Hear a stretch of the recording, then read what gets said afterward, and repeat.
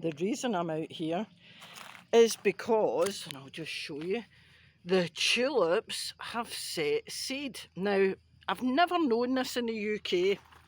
I don't know, maybe I just haven't lived long enough, but just look at that. So I have got my trusty envelope marked tulip seeds, and that head is going in there. Honestly, I think they're dry enough, and I wanted to show you. Try to film this one-handed, of course. Look at the seeds, they're just pouring out of that.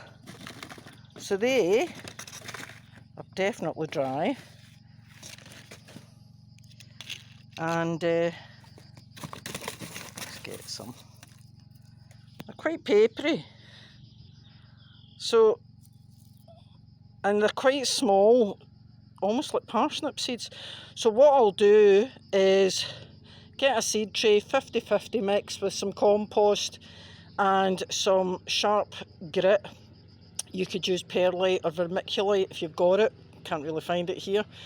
And just cover it over and keep it damp. And we'll see what comes up. And if they come up, then we'll take it from there and make another video. Seeds for free.